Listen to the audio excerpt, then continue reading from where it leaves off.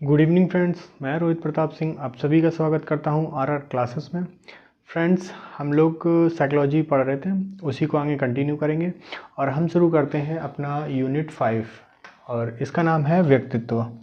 ठीक है, अब व्यक्तित्व की अवधारणा देख लेते हैं। व्यक्तित्व क्या कहता है? तो सबसे पहले बात करें तो व्यक्तित्व जो होता है वो कोई स्थायी प्रत्यय नहीं होता है। ठीक है, इसका कोई स्थायी कॉन्सेप्ट नहीं होता है।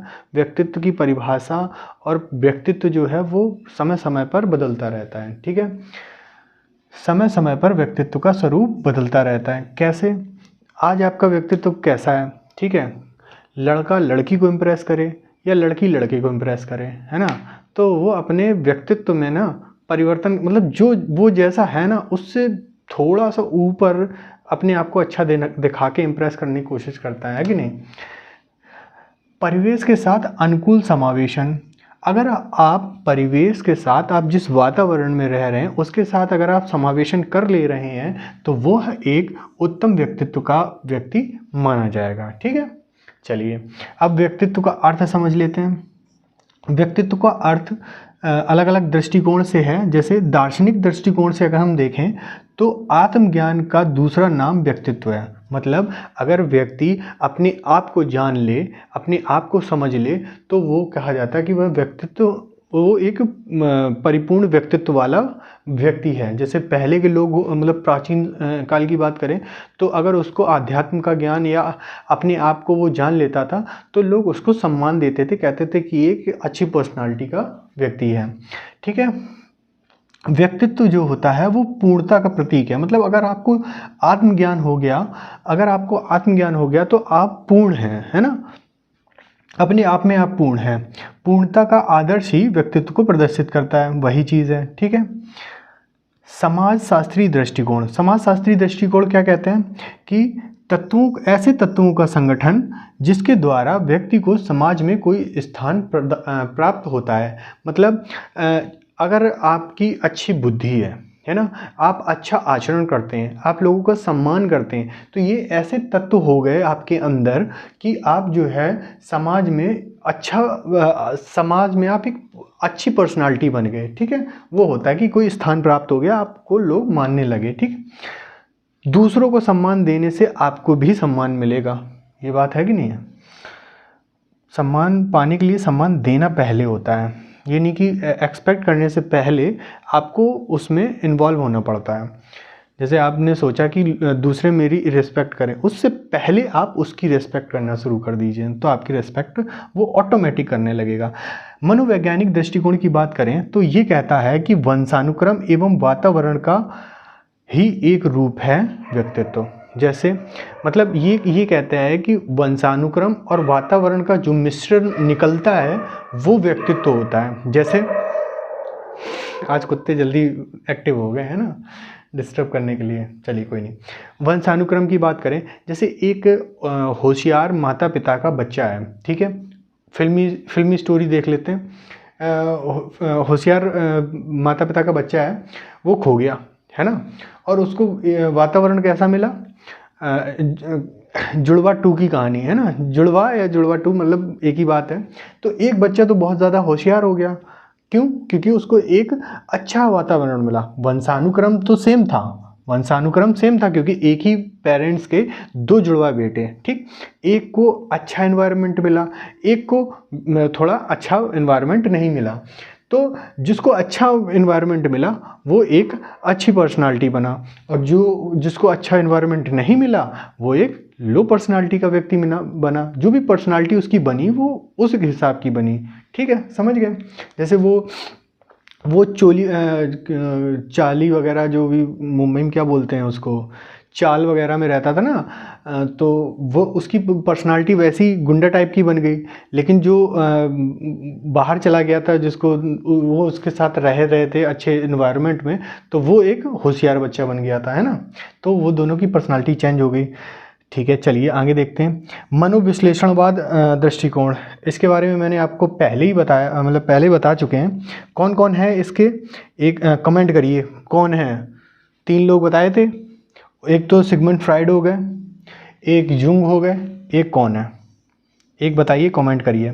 ठीक है, चलिए तब तक इसको समझ लेते हैं कि सिगमंड, पहले तो सिगमंड फ्राइड के बारे में समझ लेते हैं कि सिगमंड फ्राइड, उस टाइम पे मैंने बोला था कि मैं आपको आगे चल के इसके बारे में पूरा बताऊंगा, है ना। मैंने सोचा था कि आपके सिलेबस में नहीं है, लेकिन ये यहाँ पे आ गया। ठीक है, चलिए, व्यक्तित्व के 3 भागों में बांटा, ठीक है, सिगमंड फ्राइड ने। कैसे?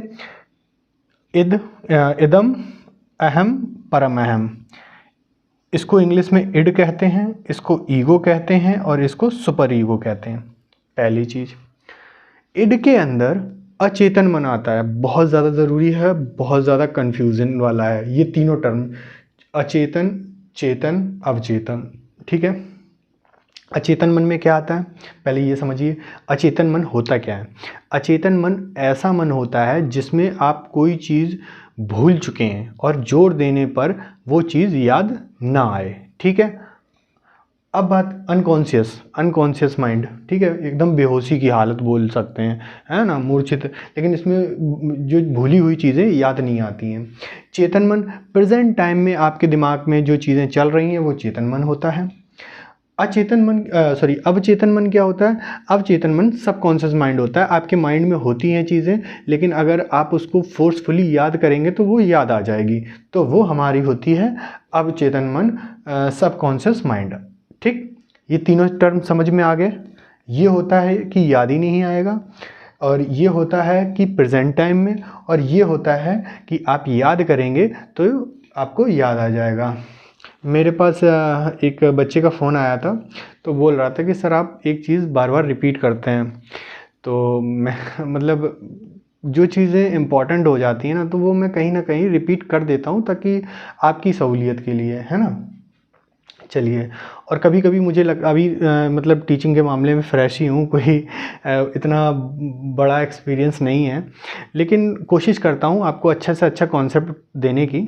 लेकिन उसने भी मुझे जो भी सजेशन दिया, मैं मानता हूँ कि हाँ अभी उतना अच्छा नहीं शायद मैं कर सकता हूँ, लेकिन जो भी कर रहा हूँ आई थिंक जितना कर सकता हूँ उतना बेस्ट कर रहा हूँ। ठीक है, और कोशिश करता हूँ कि आपको ज़्यादा से ज़्यादा चीज़ें समझ में आ जाएँ। ठीक, चलिए आगे देखते हैं। अचेतन के अचेतन के अंतर्गत क्या आता है? दमित इच्छाओं को घर माना जाता है। इसके अंतर्गत आप वो इच्छाएं होती हैं जो आपने दबा दी हैं। ठीक है, तो जाहिर सी बात है आप भूल जाओगे, मतलब भूल चुके होगे। इसको होता है सुखवादी सिद्धांत। जैसे आप कोई चीज़, ये कब काम आती है? आप बचपन की कोई ऐसी घटना जो आपको बहुत ज़्यादा दुख देती है या कष्ट देती है, आप उसको सच में बहुत सोच के एम्बैरेस हो जाते हैं और सोचते हैं यार ये भूल जाए। मन की यही सबसे अच्छी चीज़ होती है कि मतलब दिमाग की, कि वो भुला देती हैं, चाहे अच्छी चीज़ हो चाहे बुरी चीज़ हो, लेकिन भुला देती हैं, वो ज़रूरी भी है। तो ऐसे में क्या होता है कि जो चीज़ें हम नहीं चाहते हैं कि जो है याद रहें, तो वो तो भूल जाते हैं। और कुछ इच्छाएं होती हैं, जैसे कोई बचपन में हो और वो ये सोचे कि पापा मेरे को लैपटॉप दिला दो, है ना, और उन्होंने दिलाया नहीं, है ना। तो दिलाया नहीं तो क्या हुआ कि उसके अंदर ये हो गया कि यार लैपटॉप आ जाता तो अच्छा होता, लेकिन एक टाइम पीरियड के बाद वो चीज़ भूल गया। तो भूलना सुखवादी के अंतर्गत आता है कि हाँ भाई जो चीज़ें बुरी होती हैं वो भूल जाना ही बेहतर होता है। चलिए, चेतन मन प्रेजेंट टाइम की बात करता है, कार्य में विश्वास करते हैं। ठीक है, ये कार्य में विश्वास करते हैं। ठीक है, वास्तविकता का सिद्धांत होता है कि ये इमेजिनेशन में नहीं जीते, ये रियलिटी में जीते हैं। ये कहते हैं कि भाई जो चीज़ें होनी चाहिए, जैसे करना चाहिए, वो मतलब करके ही चीज़ों को अचीव करना चाहिए। ठीक है, कार्य करके चीज़ों को अचीव करना चाहिए। अवचेतन मन क्या होता है? ये सबकॉन्शियस माइंड होता है। ठीक है, बताया मैंने। वैचारिक चिंतन की अवस्था होती है, इसमें चीज़ों विचार वगैरह किए जाते हैं। और आदर्शवादियों का सिद्धांत होता है, और आदर्शवादी मेनली यही होते हैं कि बैठ के विचार ही करते रहते हैं, है ना। ठीक, ये कर्म पे विश्वास करते हैं, ये विचारों को महत्व देते हैं।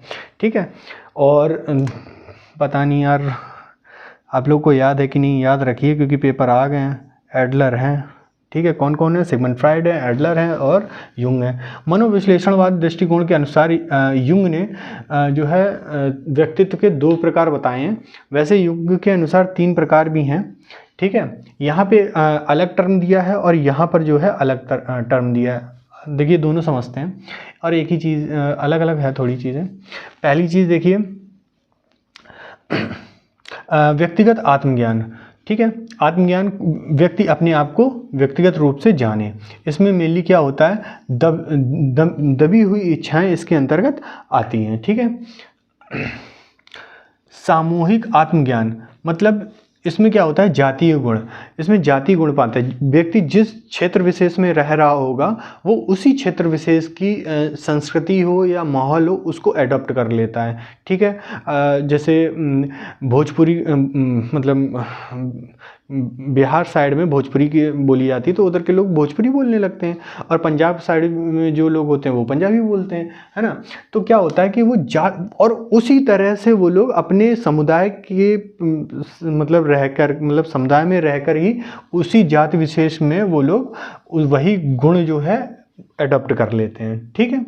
चलिए देखिए अलग अलग दृष्टिकोण चल रहा था, उसमें दार्शनिक पढ़ा हमने, सामाजिक पढ़ा, मनोवैज्ञानिक पढ़ा, मनोविश्लेषणात्मक पढ़ा। अब सामान्य दृष्टिकोण देख लो। व्यक्तित्व का सामान्य दृष्टिकोण क्या होता है, व्यक्ति के प्रभाव को उन गुणों से होता है जिसमें व्यक्ति दूसरे को हृदय पाने में सहायक होता है। मतलब क्या होता है कि मोटा मोटा देखा जाए अगर पर्सनालिटी के बारे में, तो लोग कब कहेंगे कि यार वो अच्छी पर्सनालिटी है, लोग इम्प्रेस हो जाएंगे तो उसके अंदर तभी होगा ना जब उसके अंदर एक अच्छी पर्सनालिटी होगी। जब अच्छी पर्सनालिटी होगी तभी ना वो कहेगा कि हाँ यार बढ़िया पर्सनालिटी है। जब उसके अंदर कुछ होगा, उसने आपका हृदय कब जीता, जब आप उसके अंदर कुछ आपने ऐसी चीज़ें देखी, ऐसे गुण देखे जिससे कि वो आपका हृदय जीत पाया, ठीक है। व्यक्तित्व के सभी पक्ष होते हैं। जैसे ऐसा नहीं है कि बॉडी बिल्डिंग बना ली, है ना, बॉडी बिल्डिंग बना ली और एकदम बढ़िया ऋतिक रोशन जैसी बॉडी हो गई है ना, तो कहते हैं क्या ही बॉडी बनी है। वो है व्यक्तित्व। लेकिन व्यक्तित्व के क्या क्या कारण होते हैं, शारीरिक ही नहीं बहुत से कारण होते हैं। वो एक बौद्धिक होता है, ज्ञानी हो सकता है, भावात्मक हो सकता है, सोशल सर्वेंट हो सकते हैं। जैसे कोई भी मान लीजिए नेता वो क्या नाम, नेता कह रहे हैं, नेता तो नहीं, अरे सिंधुताई महान है। सिंधुताई क्या ही है, मतलब सच में बहुत अच्छी हैं। और नैतिक, जिसमें नैतिकता अच्छी होती है, जो आचरण अच्छा से करता है। इसमें मेनली जो भी साधु संत वगैरह होते हैं वे ही अच्छे से नैतिकता करते हैं। पंडित जी होते हैं ना, अरे वो क्या नाम है, इस टाइम पे वो चल रहा है बागेश्वर बाबा, मतलब वो तो चल के ख़त्म भी हो गया, लेकिन बागेश्वर धाम का वो चल रहा है ना। तो उनकी पर्सनालिटी क्या दिखाती है, उनकी पर्सनालिटी कहीं ना कहीं नैतिकता दिखाती है ना। वो नैतिकता है, आचरण है उनका, कुछ ना कुछ सामाजिकता भी है उनके अंदर कि भाई वो समाज का भला कर रहे हैं ना, दिव्य शक्ति है उनके अंदर, ठीक है। व्यक्तित्व की बात करें तो ये क्या है, पर्सनालिटी। व्यक्तित्व को इंग्लिश में पर्सनालिटी कहते हैं, ये अंग्रेजी में है। इसी को लैटिन भाषा में पर्सोना कहते हैं। पर्सनालिटी को लैटिन भाषा के पर्सोना से बनी है, ठीक है, लैटिन भाषा के पर्सोना से बनी है, और इसका मतलब होता है नकली चेहरा या मास्क, ठीक है। मास्क लगा लेंगे तो आपका दूसरा फेस दिखने लगेगा और जो आप रियलिटी है वो नहीं दिखेगी, ठीक। व्यक्तित्व के प्रकृति के बारे में बात करें तो प्राचीन टाइम में क्या सोचा जाता था व्यक्तित्व के बारे में, प्राचीन टाइम में, तो प्राचीन टाइम में सोचा जाता था कि भूमिका के अनुसार चेहरा बदलना। मतलब आदमी क्या सोचता है कि जिस तरह से वो भूमिका निभाना चाहता है, जैसे करेक्टर कोई कर रहा है तो मान लीजिए वो एक लेडी का, कोई आदमी लेडी का करेक्टर कर रहा है तो वो इसी तरह की पर्सनालिटी बनाएगा और उसी तरह से मतलब चलेगा, नाचेगा, है, और अपने डायलॉग बोलेगा, तो वो उसी तरह से भूमिका निभा रहा है। उपयुक्त भूमिका के आधार पर संपूर्ण व्यक्तित्व की भूमिका बनाना, ठीक है। मतलब जो भी वो भूमिका निभा रहा है, देखो एक अच्छा एक्टर तभी माना जाता है जो वो करेक्टर में घुस जाए। तो वही तो कहना चाहता है कि जो भी वह भूमिका है वो संपूर्ण व्यक्तित्व की भूमिका निभाता है, ठीक है। जैसे कौन सी थी, महेंद्र सिंह धोनी की जो मूवी आई थी MS धोनी, उसमें सुशांत सिंह राजपूत ने काम किया था। तो उन्होंने क्या नाम है, धोनी के सारे पूरे व्यक्तित्व को जो है अपने अंदर समावित कर लिया था, और हर एक चीज़ पे भी मतलब जो है, अरे आज चश्मा चेंज हो गया, अरे यार चलो, हम जैसे यूज़ नहीं करना चाहते थे, खैर। चलिए छोड़िए। हाँ, तो जो है आपने देखा होगा धोनी के यहाँ पे एक मसा टाइप का है, तो उन्हें उस छोटी सी बारीक का भी ध्यान रखा था। तो सुशांत सिंह ने जब एक्टिंग की तो उनके भी वो मसा था। ठीक है, चलिए अब देखते हैं कहाँ थे। ये हो गया था ना। हाँ, ये देखिए, भूमिका के आधार पर गुणों का विकास। ठीक, अब देखिए क्या करें, कौन सी मूवी उठा लो जिसने पान सिंह तोमर थी, उन्होंने एक्टिंग की थी। किसने किया था? नवाजुद्दीन सिद्दीकी ने किया था? नहीं नहीं नहीं नहीं नहीं, अभी वो एक्टर ख़त्म हो गए थे, उन्होंने किया था, याद नहीं आ रहा। ठीक है, अरे मतलब सीधी सी बात है कि जब आदमी किसी करेक्टर में घुस जाता है ना, तो अपने अंदर उस तरह के करेक्टर से कुछ गुण भी डेवलप हो जाते हैं। मतलब अगर कोई व्यक्ति दूसरे क्षेत्र विशेष के करेक्टर की एक्टिंग कर रहा है ना, तो उसकी लैंग्वेज भी उसी तरह से हो जाती है। ठीक है, पान सिंह तोमर में देखा होगा तो उन्होंने एक इंटरव्यू में कहा था कि मैं ना उसी तरह से बोलने लगा था, है ना, तो वो चीज़ है ये। ठीक है, नवीन व्यक्तित्व को धारण करना जो वास्तविक से पूर्णतः भिन्न है। मतलब क्या है कि जो भी वो अपना नवीन व्यक्तित्व जो भी धारण करता है ना, तो पुराने से पूरा भिन्न हो जाता है। अब खुद सोचो, सुशांत सिंह राजपूत ने इस तरह की एक्टिंग करी कि कोई लग रहा था कि वो धोनी है, मतलब धोनी से कंपेयर कर रहा था, एकदम इक्वल, है ना। संजू मूवी में देख लीजिए, क्या ही मतलब एकदम ऐसा लगता था कि वो कट्टू पीस है ना। तो लेकिन वो वास्तविकता से बिल्कुल भिन्न हो गए, इस तरह से उन्होंने अपना पर्सनालिटी चेंज की। ठीक है, तो ये पुरानी चीज़ थी और कहीं ना कहीं इसको निगेटिव एक्टिंग तक का तो ठीक है, लेकिन अगर आप वास्तविक ज़िंदगी में अगर इस तरह की चीज़ें करते हैं तो प्राचीन काल में कहीं ना कहीं ये निगेटिव पॉइंट देखा गया था। ठीक है, अब आगे देखते हैं आधुनिक काल। आधुनिक मत के अनुसार देखिए, व्यक्ति और व्यक्तित्व दोनों को अलग अलग शब्द दिया गया है और उन्होंने कहा है कि दोनों एक से लगते हैं, लेकिन दोनों में काफ़ी अंतर है। ठीक है, देखिए व्यक्तित्व के बारे में बात करें तो व्यक्ति क्या होता है, अपने गुणों से दूसरों को प्रभावित होता है, या फिर जो है दूसरों से खुद प्रभावित होता है या प्रभावित करता है। ठीक है, व्यक्तित्व क्या होता है?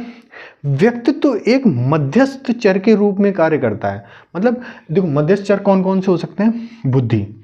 व्यक्ति का जो गुण है एक तरीके से मध्यस्थ चर की तरह काम कर रहा है। ठीक है, अगर बुद्धि अच्छी होती है, प्रेरक अच्छा होता है, पूर्व अनुभव अच्छे होते हैं। देखो, मैंने एटीट्यूड और ईगो के बारे में बताया कि एटीट्यूड जो होता है वो एक पॉजिटिव वर्ड होता है, ईगो जो होता है वो निगेटिव वर्ड होता है।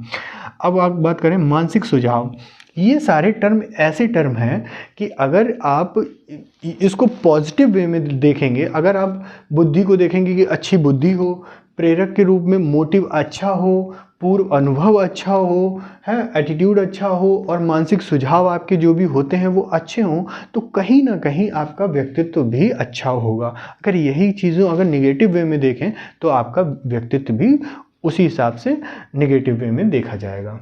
ठीक है, आई होप आपको यहाँ तक समझ में आया। अरे व्यक्तित्व के पहलू, व्यक्तित्व के पहलू देख लीजिए गैरिसन तथा अन्य के अनुसार। ठीक है, व्यक्तित्व के पहलू किसने दिए? गैरिसन ने दिए। ठीक है, देखिए क्या क्या दिए, एक तो क्रियात्मक पहलू दिया, सामाजिक पहलू दिया, कारण संबंधी पहलू दिया, और अन्य भी बहुत से पहलू दिए।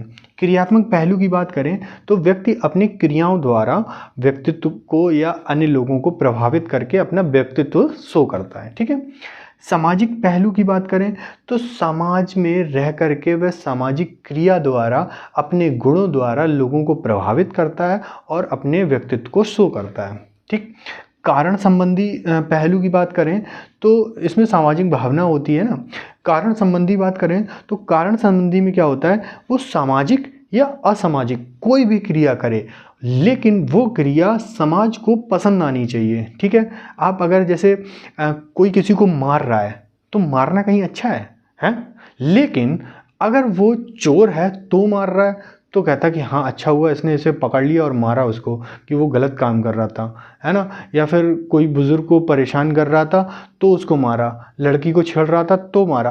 तो वो एक मारना एक असामाजिक क्रिया है, लेकिन वो क्रिया अगर अच्छी है और समाज उसको पसंद कर रहा है तो वो चीज़ कहता है कि कारण संबंधी पहलू है ये, कि मतलब कारण अच्छा होना चाहिए तो व्यक्ति आपको पसंद करेगा, नहीं तो नहीं करेगा। ठीक है। अन्य पहलुओं में देख लीजिए, भावना हो गई, विचार हो गए, घटनाएं हो गई और आपका एटीट्यूड हो गया। ठीक है, अभिवृत्ति हो गई। ये ऐसे टर्म है कि वही चीज़ है ना, अगर आपके पॉजिटिव वे में है तो आपका व्यक्तित्व भी पॉजिटिव वे में जाएगा, और अगर ये सारी चीज़ें निगेटिव हैं, अगर आपके विचार या थॉट्स अगर निगेटिव हैं तो आपको व्यक्तित्व भी निगेटिव। अरे क्या घटिया सोच है इसकी, है। अगर आप पॉजिटिव सोचते हो तो कि यार अच्छा सोचता है व्यक्ति, हर पॉजिटिव सोचता है ना। चलिए, आई होप यहाँ तक आप समझ गए होंगे। अब व्यक्तित्व के प्रकार की बात करें, आज बहुत डिस्टर्ब कर रहे हैं ये लोग। चलिए, क्रैस्मर की बात करें तो क्रैस्मर ने व्यक्तित्व के 3 प्रकार बताए थे। एक था पिकनिक, एक था एस्थेनिक और एक था एथलेटिक। ठीक है, इन दोनों में बहुत ज़्यादा कंफ्यूज होता है। ठीक है, याद रखना, पिकनिक बहुत ज़्यादा पूछा जाने वाला है। ये दोनों सबसे ज़्यादा पूछे जाते हैं। कैस्मर और सेल्डर कितने कितने दिए, ये भी पूछा जाता है ना। देखो, पिकनिक क्या होता है, व्यक्ति साहसी होता है, छोटे होते हैं, हष्टपुष्ट होते हैं, गोल आकृति के होते हैं। एग्जाम्पल देखो, हातिम ताई तो सभी ने देखा होगा। हातिम में होबो याद है, वो साहसी था। मतलब अब हातिम के साथ रह रहा तो साहसी तो हो गई ना। ऐसी मतलब वो क्या नाम है, खतरनाक कार्य कर रहे हैं तो साहसी तो था। मतलब उसमें डरपोक भले दिखाया गया था लेकिन साहसी था, है ना। कद छोटा था, हष्टपुष्ट था और वो गोल मटोल भी था। ठीक है, वो एक परफेक्ट एग्जाम्पल रहा है। ठीक है। एस्थेनिक की बात करें तो पतले चपटे और कमज़ोर कोमल शरीर संरचना वाले। तो किसको ले लें हम लोग ले लेते हैं रन की बात कर लें। रन का वो जो नहीं बोलता है, क्या नाम उसका, विजयराज। कैसे कैसे लोग रहते हैं यहाँ पे, है ना। तो वो विजयराज पतला है, पतला चपटा है और मान के चलते हैं कि वो एक कोमल शरीर वाला व्यक्ति है। अगर उसको मतलब जरा सा भी लग जाए तो उसको दुखता है ना। तो वो मान के चलिए कोमल शरीर वाला है। तो हम बस एक बात कह रहे हैं कि वो पतला है, दुबला पतला है इंसान जो है, वो एस्थेनिक के अंतर्गत आएगा। एथलेटिक के अंतर्गत कौन आएगा, अच्छी मांसपेशियां हो, चौड़े कंधे हो, लंबे हाथ हो और हष्टपुष्ट अंग हो। इसमें मेनली सिपाही या खिलाड़ी आएंगे। ठीक है। चलिए, एक टर्म और दिया था इन्होंने डिस्प्लास्टिक का। ठीक, ये एक एक्स्ट्रा दिया था। इसमें इन्होंने कहा था कि इसमें ऐसे व्यक्ति आते हैं जिनका शारीरिक अनुपात अनुचित होता है। मतलब किसी का हाथ बड़ा या छोटा होता है, मतलब एक हाथ बड़ा एक हाथ छोटा, एक पैर बड़ा एक पैर छोटा, या फिर कुछ भी जो है जो नॉर्मल शरीर होता है ना उससे भिन्न हो, वो आपका डिस्प्लास्टिक के अंतर्गत आएगा। ठीक। सेल्डन की बात कर लेते हैं।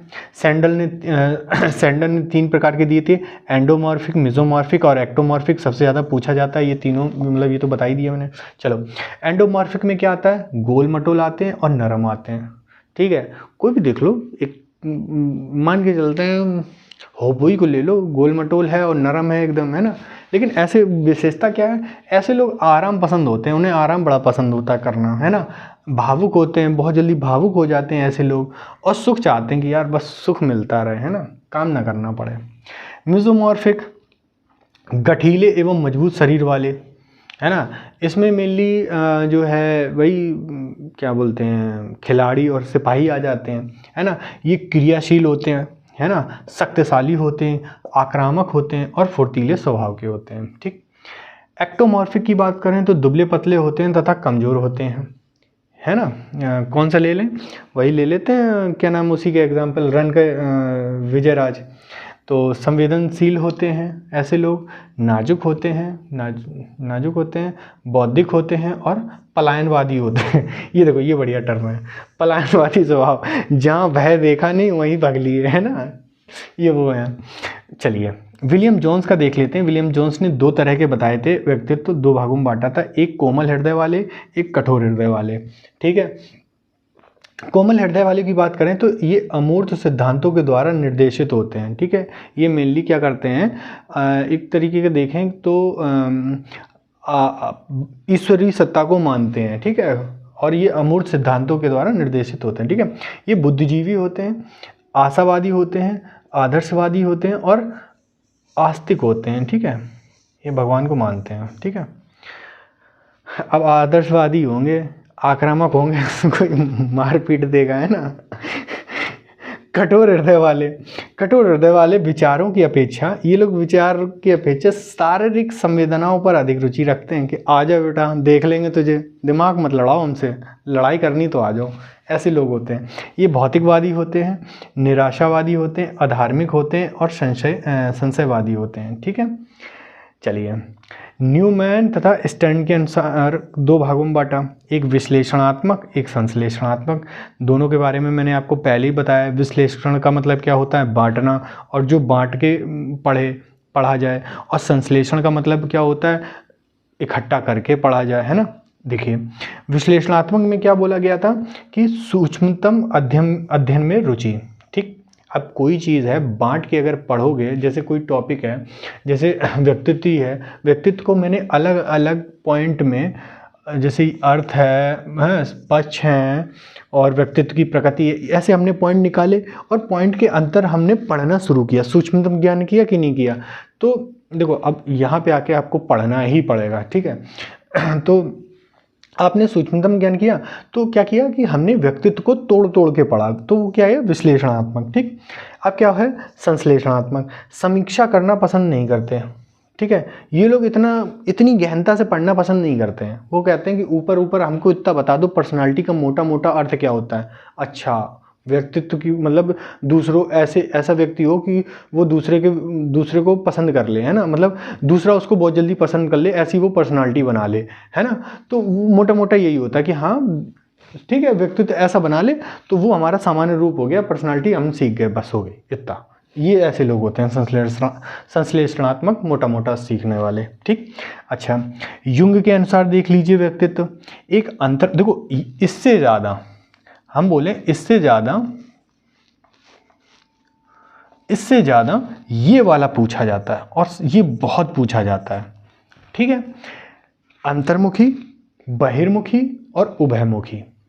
ठीक, अंतर्मुखी के अंतर्गत क्या आता है, जो अपने अंदर ही अंदर चीज़ों को, अपने आप को सीखे, अपने ज्ञान को सीखे, आत्मज्ञान को प्राप्त करने की कोशिश करे। तो ऐसे लोग होंगे, जैसे संत, साधु संत होते हैं, वो चीज़ है ना। बहिर्मुखी वाले जो बकवास बहुत करें, जैसे नेता भाषण बहुत देते हैं, वकील, है ना, अपने दलीलें देते हैं, है ना, वैसे लोग। उभयमुखी क्या उनसे होते हैं, जो परिस्थितियाँ आने पे देखे कि जब ज़रूरत है तब बोलो, नहीं है तो ना बोलो। आधुनिकीकरण का वर्गीकरण, मतलब आधुनिक तरीके से व्यक्तित्व का क्या वर्गीकरण किया, 3 तरीके से किया गया है। ठीक है, ये देख लेना कि युंग ने कितने तरीके से बांटा है, 3 तरीके से, ये 3 तरीके से, ये 2 तरीके से, विलियम जोन्स ने 2, शेल्डन ने 3, कैसमर ने 3। ठीक है, चलिए, इन्होंने कैसे बांटा, भावुक है, कर्मशील है, विचारशील है ना। इन्होंने 3 तरीके से बांटा। जैसे माना एक जंग हो रही है, ठीक है, और कहा गया जाओ लड़ो जाके, तो भावुक बोला हम पे लड़ाई ना होगी, ऐसा करो हमें मेडिकल फील्ड में डाल दो, हम दूसरों की देख रेख कर लेंगे, हम पे मार पिटाई नहीं हो पाती। और उन पे तो मेडिकल वालों पे भावुकता भी नहीं हो पी, मतलब मेडिकल में भावुक व्यक्ति नहीं चलेगा। फिर भी चलिए मान लेते हैं मेडिकल में डाल दिया लेकिन मेडिकल में भावुक वाले वो लोग ब्लड व्लड देख के कप आ जाएँ। ठीक है, चलो उनको मान लिया, डॉक्टर कर दिया। ठीक है, उसके बाद कर्मशील बोला अच्छा तुम नहीं जा रहे हो, हम जा रहे हैं, हम लड़ेंगे जाके। ठीक, अब यार सीधे थोड़ा ना लड़ने चले जाओगे, प्लानिंग करोगे कि नहीं करोगे। तो प्लानिंग के लिए क्या हुआ, विचारशील वाला, उसने कहा हम प्लानिंग करेंगे। तो इस तरीके से उन्होंने आधुनिक दृष्टिकोण से व्यक्तित्व का वर्गीकरण किया। ठीक है, आई होप आपको क्लास अच्छी लगी होगी, और आज अब कुत्ते नहीं भौंक रहे हैं और थोड़ा बहुत डिस्ट्रैक्शन हुआ होगा, लेकिन कोई बात नहीं, सब अपना अपना काम कर रहे हैं। आई होप आपको क्लास अच्छी लगी होगी, और अच्छी लगी हो तो लाइक और शेयर सब्सक्राइब करें, ठीक है। और शेयर ज़्यादा से ज़्यादा करें, कमेंट भी करें, और कोई नया सजेशन देना हो, ठीक है, कमेंट करते रहिए, क्योंकि मैं मतलब सीख ही रहा हूँ तो कोई ना कोई कमी होगी, लेकिन कॉन्सेप्ट में आपका कोई कमी नहीं मिलेगी, ठीक है। चलिए फिर मिलते हैं, थैंक यू।